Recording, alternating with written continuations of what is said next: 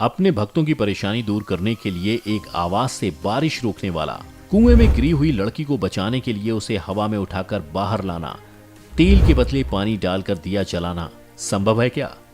ऐसे कई चमत्कार साईं बाबा ने अपने जीवन काल में किए हैं।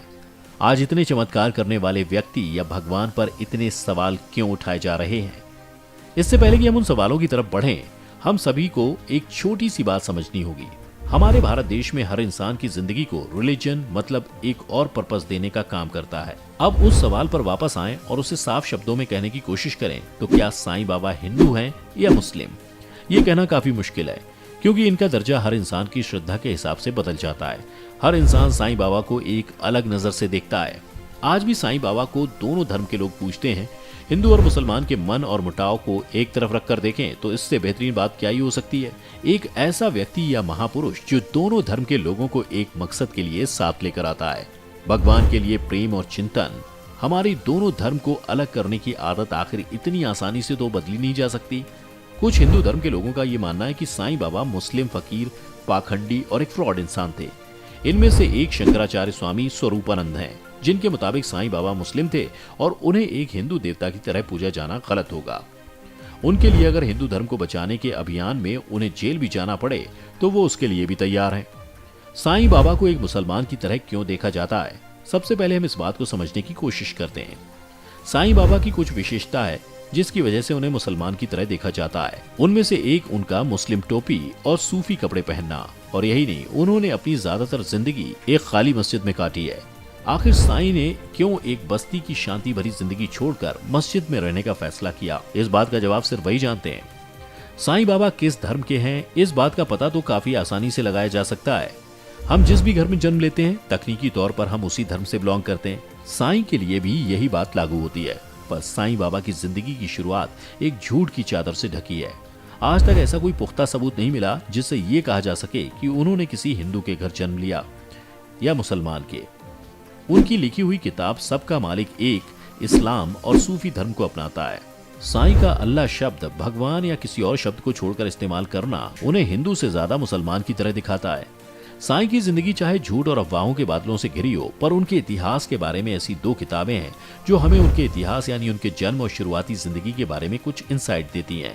आज तक ऐसी दो ही किताबें लिखी गई हैं जिन पर बाकियों के मुकाबले यकीन किया जा सकता है। और अब जो हम आपको बताने जा रहे हैं, शायद आप वो बातें सुनकर इतने हैरान ना हो। ये दोनों ही किताब हिंदू धर्म को मानने वाले लोगों ने लिखी हैं।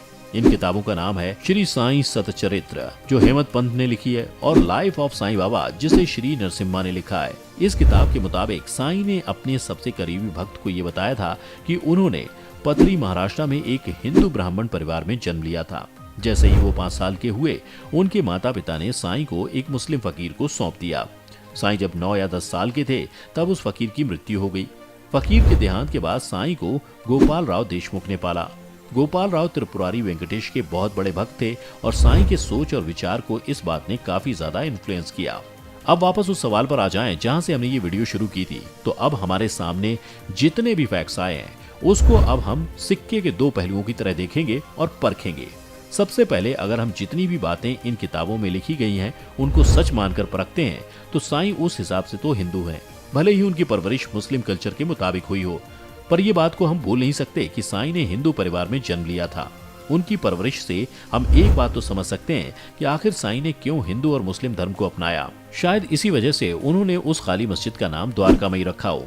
इससे लोगों के दिमाग में बसी एक बड़ी कंफ्यूजन मिट जाती है। और यही नहीं, ऐसा कई बार देखा गया जब साईं ने हिंदू धर्म के बारे में काफी बातें की हैं। साईं बाबा को भगवान का अवतार भी माना गया, जो एक साधु या संत की जिंदगी जीकर लोगों के दुख और दर्द उनसे छीन लेते थे। किताब में लिखी गई और उनके हिंदू धर्म के प्रति जो प्यार था, उसके मुताबिक साईं को हिंदू माना जा सकता है। साईं बाबा की दोपहर की आरती में कुछ लाइन्स हैं जिसमें ये कहा गया है कि In essence, there is no difference whatever between Hindu and Muslim. You look with affection on both Hindus and Muslims. This, Sai, who pervades all as the soul of all demonstrates. ये दो line का मतलब हिंदू धर्म की कुछ पवित्र किताबों से जुड़ा है। ऐसा पहली बार नहीं है जहां उन्होंने हिंदू धर्म के कॉन्सेप्ट को अपने उपदेश के द्वारा बताया हो।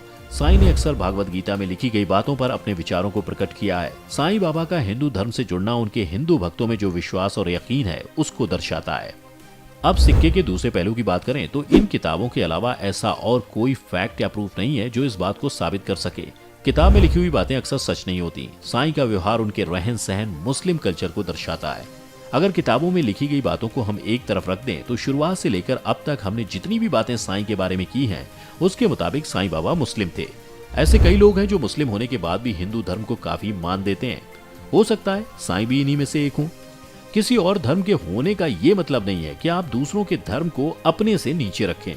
बिना इस किताब के हम साईं बाबा को हिंदू या मुस्लिम मान सकते हैं, और अंत में ये हमारी श्रद्धा के ऊपर डिपेंड करता है कि हम साईं बाबा को कैसे देखते हैं। साईं बाबा अपने पहनावे, जिंदगी, टीचिंग्स और विभिन्न फॉलोअर्स से हमें भारत के डाइवर्स कल्चर को रिप्रेजेंट करते हैं। विविधता में एकता यानी यूनिटी इन डाइवर्सिटी के बारे में तो हम सभी जानते हैं, पर क्या हम साईं बाबा के केस में इस बात को कबूल कर पा रहे हैं? आज जहां इंसान धर्म को धंधा बना चुका है और भगवान को उस अफसर की तरह देखा जाता है जिससे चढ़ावा चढ़ाकर अपनी गलतियों की माफी कबूल करवा सके, उस बात पर ज्यादा ध्यान क्यों नहीं दिया जा रहा? साईं बाबा का धर्म पता करना उतना ही मुश्किल है जितना भूसे के ढेर में से एक सुई निकालना, पर कम से कम उनकी सीख को हम अपनी जिंदगी में उतारने की कोशिश तो कर ही सकते हैं। आपके हिसाब से साईं बाबा हिंदू हैं या मुस्लिम? कमेंट सेक्शन में जरूर बताएं। अगर आपको ये वीडियो पसंद आई हो तो इसे लाइक, शेयर और चैनल को सब्सक्राइब करना ना भूलें, और हाँ, बेल आइकन भी दबा दें।